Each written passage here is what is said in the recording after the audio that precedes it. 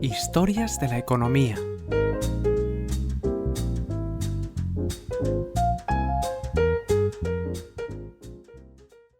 Episodio 133. Gomina, ambición y la conquista de París en bici. 30 años de la caída de Banesto y Mario Conde.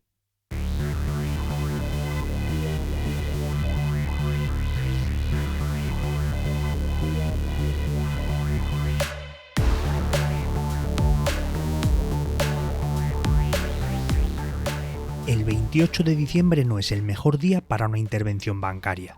Parece una mala broma pesada de un día de los santos inocentes. Pero en la España noventera, Banesto, con su flamante presidente Mario Conde a la cabeza, estaba sentenciado. Pero antes de aquel 28 de diciembre de 1993, el Consejo de Administración del banco ya sabía que iba a caer. El gobierno de Felipe González ya sabía que iba a caer el banco. Ángel Rojo y sus chicos del Banco de España ya sabían que iban a intervenir el banco.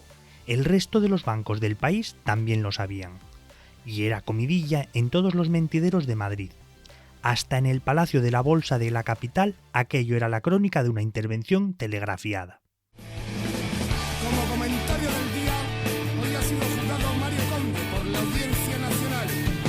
Ahí le vemos en estas imágenes entrando rodeado de sus guardaespaldas, como por la puerta de su casa.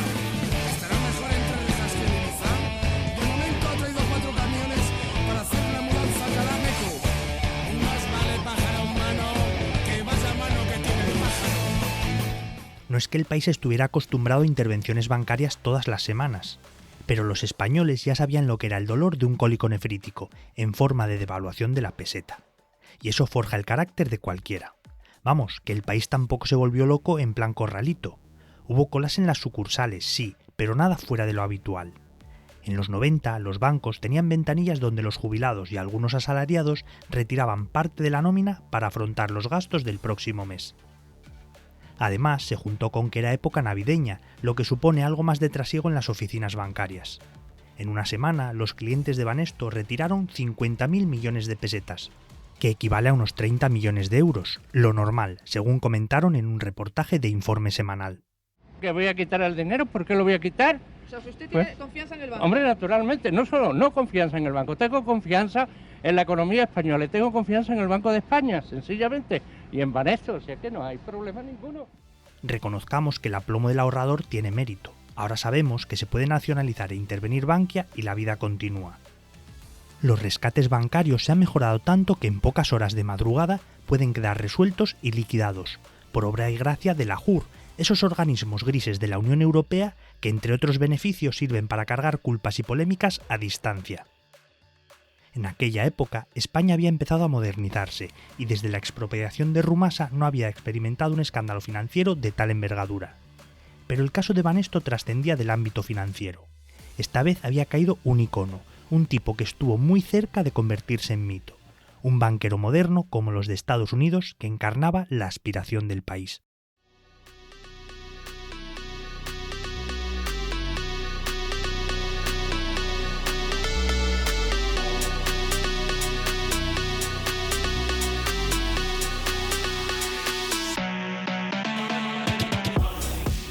Pero a partir de ese 28 de diciembre, Conde terminó sepultado y sentenciado por todo tipo de delitos económicos por su gestión al frente de Banesto. Llegó a ser condenado varias veces, también fue acusado de desviar 600 millones de pesetas en pagos sospechosos en el caso Argentia Trust. Pero ¿quién era Mario Conde? La gente de la EGB lo tiene claro, pero para los formados a partir de la LOGSE, Mario Conde fue como una especie de Zetangana de los banqueros de los 90. Chulo, con mucha gomina, algo de arrogancia, y aquí viene la parte complicada para aceptar a este tipo de personajes, con razones de peso para ser chulo y arrogante. Conde parece un personaje sacado de la novela del Gran Gatsby, peinado hacia atrás, camisas de cuello duro, corbata de pala ancha, traje a medida, media sonrisa encajada en el mentón y mirada segura y desafiante. Todo el mundo quería ser como Mario Conde. No había chaval que no deseara estudiar Derecho si era en la Universidad de Deusto. Cuenta la leyenda que montó su primer pequeño gran negocio vendiendo sus apuntes. Posteriormente se preparó para una de las oposiciones más duras que hay, para formar parte del cuerpo de élite de los abogados del Estado. Con 24 años sacó la mejor nota de la historia. El gallego estaba tocado por la gracia de los dioses. A los 40 años había roto el techo blindado de la banca española. Nadie, sin formar parte de un rancio abolengo, había dirigido un banco de la importancia de Banesto, una entidad que era la quinta de España por tamaño en ese momento.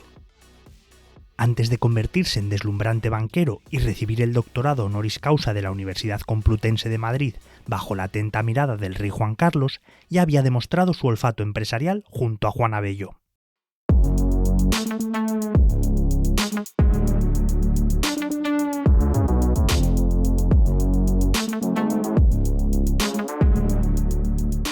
Porque la escalada al éxito de Conde no se puede entender sin la amistad con Abelló, el heredero de Laboratorios Abelló.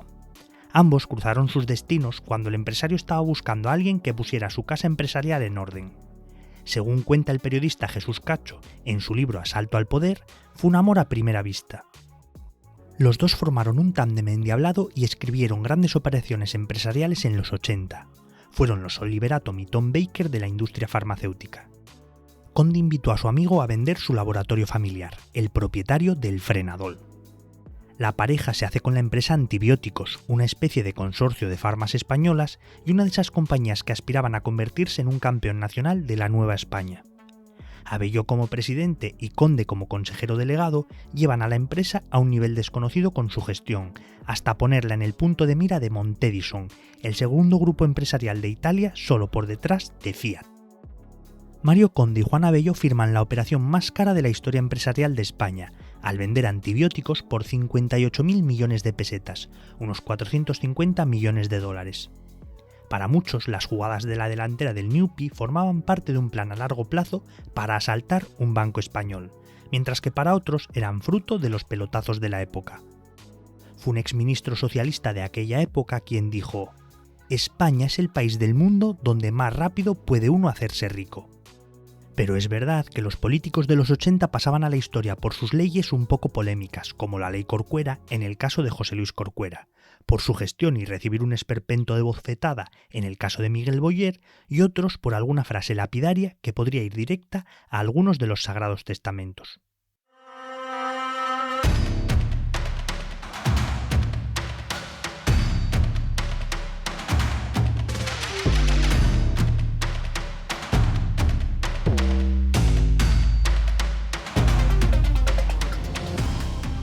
Lo cierto es que tras la operación se produjo el abordaje de Banesto.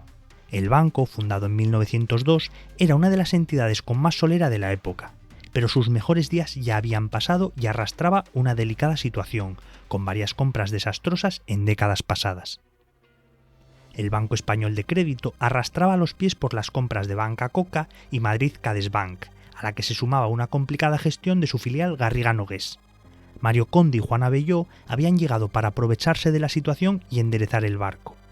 Su firmeza ante la OPA hostil de BBV sirvió para que ambos se hicieran fuertes entre las familias históricas de la entidad.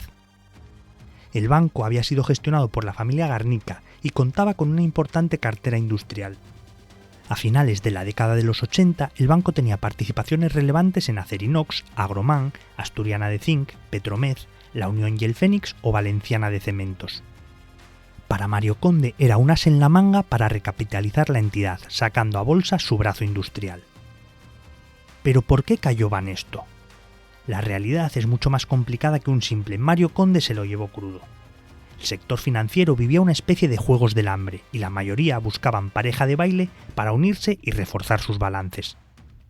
Banesto no era una excepción. Conde intentó la fusión con Banco Central, una operación destinada a crear el banco más grande de la historia, pero que terminó como el Rosario de la Aurora, llenando hasta las páginas de prensa rosa entre Javier de la Rosa, las Koplovitz y los Albertos. Todos con intereses cruzados, y en medio Mario Conde, que para aquel entonces se le estaba poniendo cara de Silvio Berlusconi, con fusiones, fisiones, participaciones en medios de comunicación y aspiraciones políticas.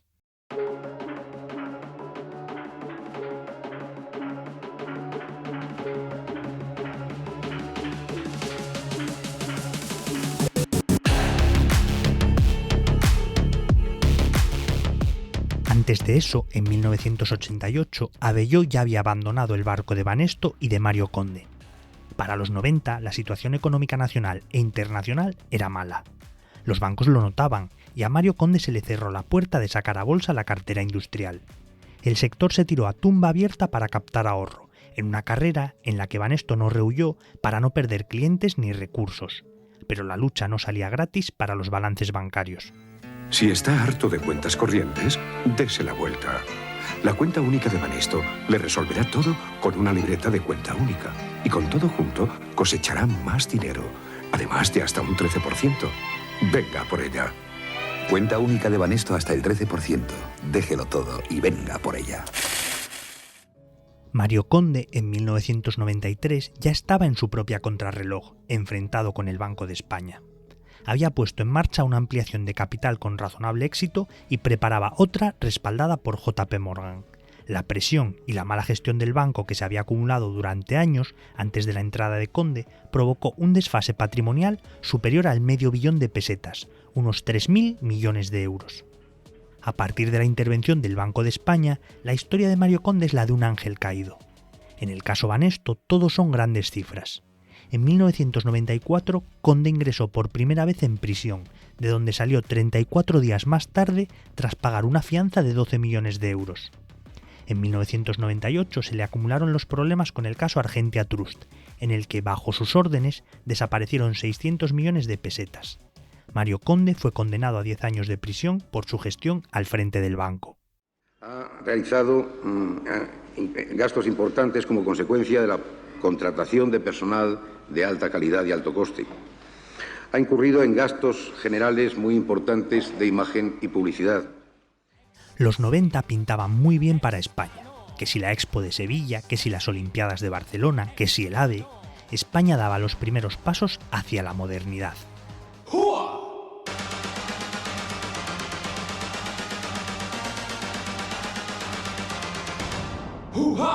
Era un momento vibrante para el país y de mucho dinero en movimiento.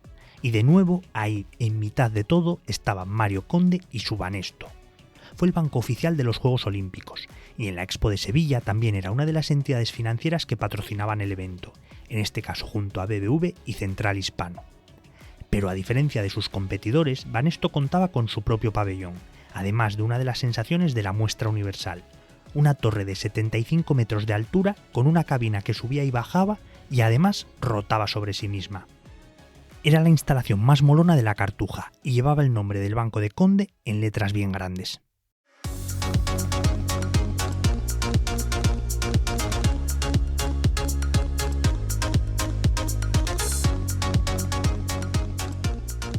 Pero la culpa de que Banesto esté grabado a fuego en el imaginario colectivo la tuvo un patrocinio deportivo. Antes de que Emilio Botín estampara la llama de Santander en los bólidos de Fórmula 1 o de que el BBVA patrocinara ligas de fútbol, el banco de Mario Conde puso su nombre a un equipo ciclista. Sí, amigas y amigos, ese deporte sobre dos ruedas que van por carreteras estrechas, dejando en las cunetas a vacas pastando y que como mucho sirve para empezar una buena siesta. Banesto despilfarró mucho dinero y pagó muchos favores con ellos. Pero los 1.200 millones de pesetas que suponía el patrocinio ciclista fue una de las mejores inversiones de Mario Conde, aunque el importe era una miseria dentro del grupo. No deja de tener su gracia. El banquero más elegante de España de los 90 se pone a meter pasta en uno de los deportes de más sudar y menos glamour.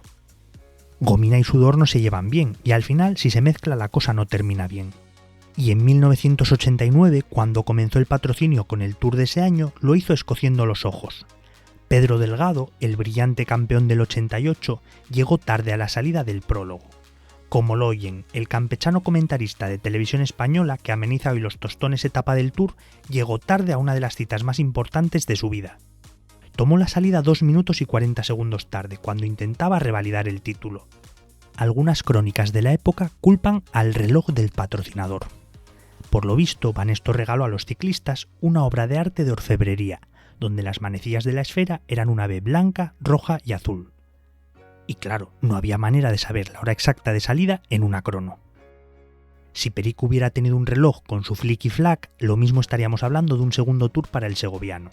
pero para ser honrados, Delgado era capaz de convertir una etapa de ciclismo en la final del Mundial de Sudáfrica de 2010 y luego liarla a lo grande. De provocar un infarto a Mario Conde y 10 días después firmar una de las etapas de ciclismo más épicas de la década de los 80 en los Pirineos. Y para ser todavía más honrados, el autor intelectual del patrocinio no fue el exbanquero gallego, sino el vicepresidente del banco, Arturo Romaní, gran amante de la bicicleta y de un deporte que en aquel momento estaba en pleno auge. A pesar del comienzo desafortunado, el patrocinio al equipo ciclista duró más de 20 años, a pesar de la profunda crisis que atravesó el banco y caer en nuevas manos. Algo tendría que ver la figura de Miguel Indurain y los 5 Tours de Francia consecutivos que ganó con mano de hierro, llevando a Banesto a lo más alto de los Campos Elíseos. Trasladando a cifras ese patrocinio, el año de la intervención, el año que cayó el tercer Tour de Indurain, Banesto levantó 12.000 millones de recursos propios gracias a la apertura de 24.000 cuentas corrientes, en plena guerra de las cartillas remuneradas.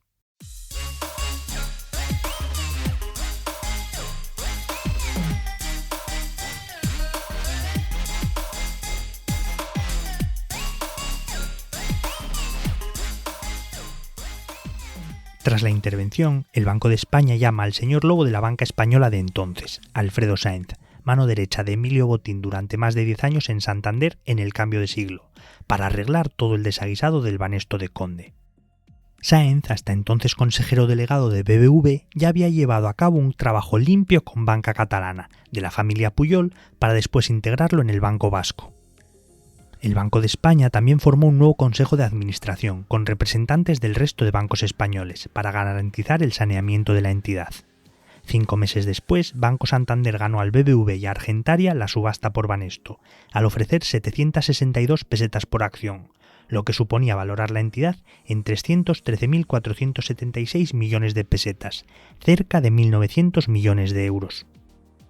Durante casi 2 décadas, el banco que había presidido Mario Conde mantuvo su marca y su actividad comercial de manera independiente, hasta que terminó definitivamente engullido por su propietario. Más de 100 años de historia que hoy forman parte de las entrañas del Santander.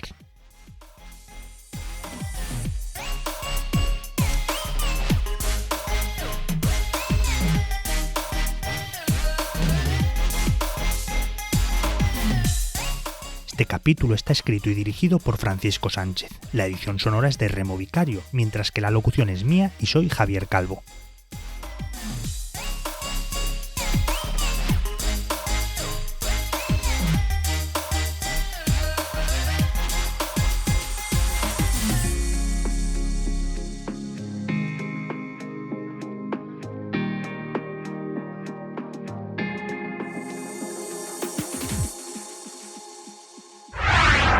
El Economista Podcast.